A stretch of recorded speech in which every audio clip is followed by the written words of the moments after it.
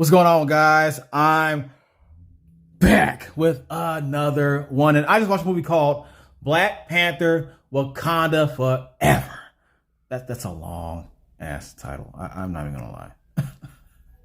Starring Letitia Wright, Tanak Huerta, and Angela Bassett. First of all, if I haven't done this earlier or a while back, I'm doing it now. Rest in peace, Chadwick Boseman. Okay, and I apologize for not doing it faster than this, but you know, when I watched this movie, it just clicked in my head. This man's not here anymore. He's no longer here. Okay, and he was a very good actor, a very dedicated actor. This guy acted until he passed away, okay? Until he passed away. And that's why I'm dedicating this to the fallen and the former cast members of huge franchises, all right? Another one that comes to mind, Paul Walker from Fast and Furious. When this man passed away, that should have been it. There should have been no more Fast and the Furious movies. But they kept going. They kept going. They want to say that it was out of the love for him. No, if you respected this man, you would have stopped it. Because as soon as he passed away, this got ridiculous. Well, it was already ridiculous, but it got worse. It got worse. Please stop this franchise. Stop it now. Another thing, our former cast members, and DC is dealing with this strongly right now. All right, you just had two of them, Henry Cavill and Ben Affleck, come right back on after saying they wouldn't do this anymore. They're coming back. I guess money changes everything, right? And then there was Ezra Miller, who was supposed to be kicked off, but I guess they don't want to do that until after Flashpoint.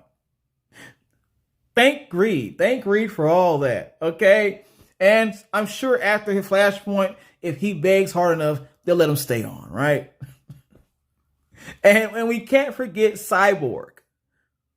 We can, but, you know, I don't even care enough to look up his real name. But yeah, Cyborg, he's gone too. He's gone too. But this ain't the first time DC dealt with this. As you recall, Michael Keaton was the first one. Okay. Michael Keaton had 2 Batman movies and then he was out. He opted out. And that's why we got so many crappy Batmans after that. Except maybe 2. All right. Moving on to Marvel. They didn't have as much drama as DC, but still, they had things like Terrence Howard, who was supposed to be your first War Machine. And thank God he wasn't the first War Machine. We got Don Cheadle instead, and I'm so thankful for that. So thankful. I do not want to see Terrence Howard as War Machine. That's a horrible idea. Horrible. Thank goodness. Okay? All right. Also, there was the Black Widow situation, okay, where she didn't get all her money for her solo movie that quickly went to Disney Plus so fast. And her anger, understandable, but now that she's out of the movie and her character's dead, I guess it doesn't matter, right? I guess not. I guess not. Okay. And for those who didn't know, because I didn't know, John Boyega is no longer a part of the Star Wars franchise. No longer. I had no idea till like 15 seconds ago. He wasn't. Okay. But he's no longer a part of it. I don't know if we should care that much, but that's what's going on with that. Okay? And now we have Chadwick Boseman from Black Panther. And my question is, will Black Panther Wakanda Forever be just as good as it was with him in it or not? We're about to find out. Let's go. Black Panther Wakanda Forever. For those who don't know, for those who are not aware, if you don't know about this movie by now, I can only guess that maybe you saw the Woman King trailer and you thought that was Black Panther Part 2. Is that it? Is that it? Because other than that, I don't understand how you could miss this. There is no excuse how you can miss any of that. No excuse. You're getting penalized. You're getting penalized. Don't play me. Don't play me. Black Panther Wakanda Forever. Pretty much, of course, like any other sequel. Coming from the first one. Kind of. Because with this one, they're just now getting the news that Black Panther is dead. Okay. And they have to deal with this all of a suddenly type news coming to them and what they're going to do from here on and there on, and how they're going to handle all of this. And while this is going on, there's a new anti-hero villain, something like that, on the rise. Namor from Talakan or Talico or whatever. Okay. We're going to talk about that later on. But Namor is on the rise, and he comes to Wakanda with the threat that if you don't help me overthrow the earth or the world or whatever, I'm going to overthrow you. And they have to figure out what they're going to do about this. And that's the premise of the movie. Positives. This movie had some intense fight scenes, incredible fighting scenes. I think they took some pages from DC with this one. It was the best I've ever seen. Better than Part 1, easily. Okay, every time they got down in a battle, there was sparks flying, and if it was not PG-13, there would be blood flying too. It was that intense. Okay, especially one little soldier that in particular. And I'll mention later. It'll become on the screen. The screen will mention it later. But in particular, one soldier was just getting down throughout the whole movie, showing her worth. Much props to that. Okay. Another positive about this. The introduction of Namor. Okay. So many people have been waiting a long time, especially our Marvel heads, been waiting a long time to see the Submariner, aka Namor, in an actual MCU movie. And now we get it, and we are satisfied. There are a few things that are a little iffy about him, all right, but we'll talk about that later on. For now we're just happy to finally have him in a movie. Okay, I knew from the time that movie showed him on the map or whatever film that was, I forgot what that was, but they showed him on the map or them mentioning his name, and we were like, everybody was excited. We knew either he'd show up on Fantastic Four or Black Panther or X-Men or something related to him. And now we have him. And every time he shows up on the scene to fight, he is a complete badass with the winged feet and everything. This guy is moving all over the place. He is a one-man army. Guaranteed. Guarantee you that. Okay? Another positive. The interesting cameos. Now, of course, I can't name all of them. I can't, because if I did, that would be very bad that I do that. Okay? So I'm not going to do that. I can mention one. Played by Julia Dreyfus from Seinfeld. For my people who are old as me, remember that. She's been in a couple of shows, and she was at the end of Black Widow to give the one I call Little Sister her mission. All right. I'm not going to talk about that. You need to watch that movie to know what I'm talking about. Not going to spoil that one either. But she's been popping up everywhere. And now she's complete in a complete movie scene. She's got a longer role than she's ever had. Okay, let's just put it like that. Last positive. This had one funny ongoing joke that just killed it every time it was presented. All right. And this is way better off than all the corny jokes they said on Part 1. All right. From what are those to I never freeze. None of that was funny. None of that What are those? Is so embarrassed. I was so embarrassed for Shuri when she said that. I don't know who forced or paid her or what bet she lost to have to say that joke on a movie, but just never do that again. Okay. But with this one, this evolves around a certain bald warrior. Okay. And this is a shock because the other warriors are also bald. So for them to make fun of her bald head throughout the entire film was a little weird, but it made it funnier. It made it funnier. Okay. It was like a bunch of turtles making fun of a tortoise. Okay.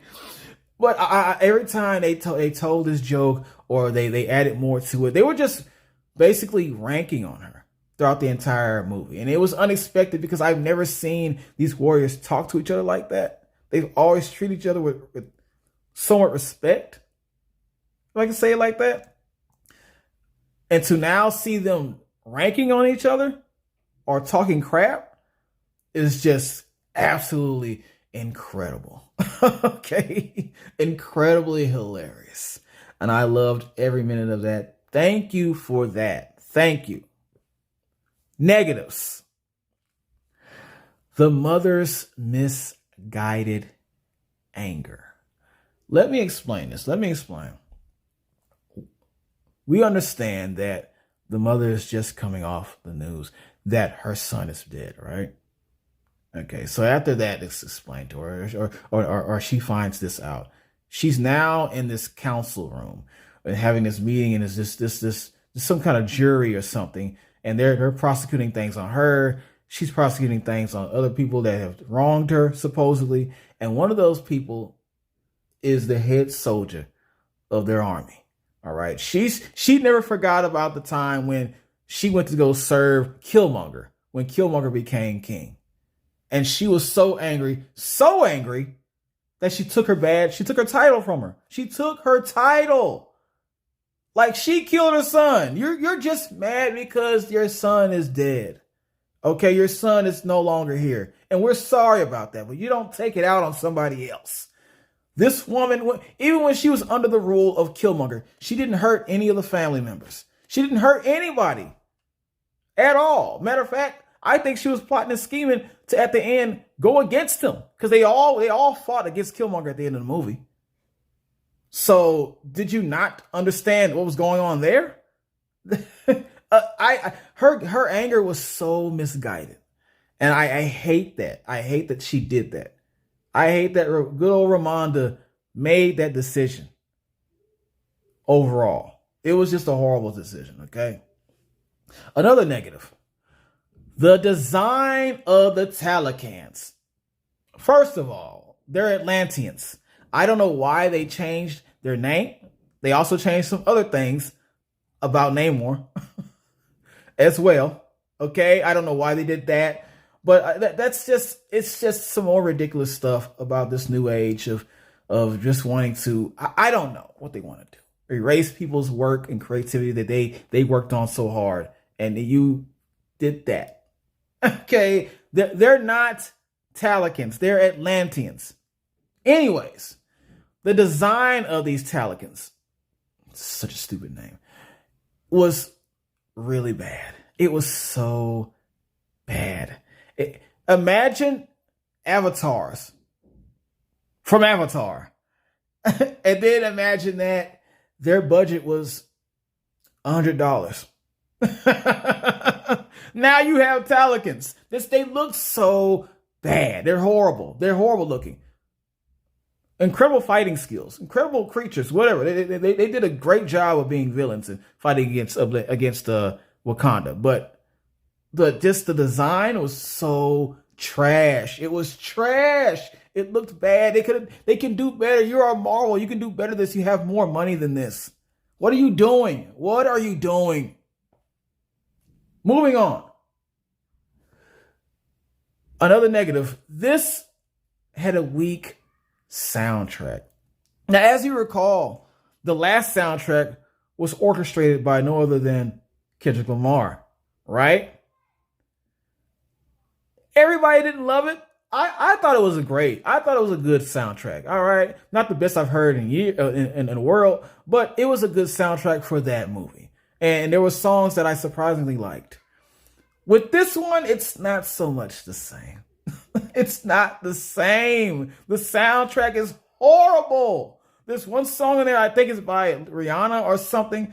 It put me to sleep. I slept. I was already falling asleep at the beginning of the movie. And then when that song came on, my head just started nodding and nodding off and my eyes closing. And I couldn't keep them open until that song turned off. All right. So this is the songs you want to bring from this. What happened to Kendrick Lamar? What happened to Kendrick? Is he not directing this soundtrack? Please bring Kendrick back for your soundtracks. That's the only way this works. That's the only way it's ever going to work. Okay? That's not it. Whoever you had on this, that's not it. Please stop that. I beggeth. Last negative. This had some heavy plot armor for the last fight. Of course, I'm not going to give away what happens all in the last fight, but let's just say that a certain thing happens that when it happened, that should have been it. You understand what I'm trying to say here? That should have been it. No more. No more. But surprisingly, they had more. There was more. There was more. It was so shocking that they would do this, knowing that when you do that, this should result from that. And I can't say a lot more because it would ruin so much. It would ruin so much. Okay? So I got to give this an I cool. Yes, I'm giving this an I cool. I want to say this before I leave. They did the best that they could do without having Chadwick Boseman in this movie. They did the best that they were given. All right. I can understand it's very hard to put something like this together with the news coming like that and losing your lead role in the movie that you actually need. But now you have to give the mantle down to Shuri, who was probably supposed to get that role further down the line. And they had to speed it up a little bit. And it was hard to do. And you could tell. Those are the results. Press that like button, share. You better subscribe.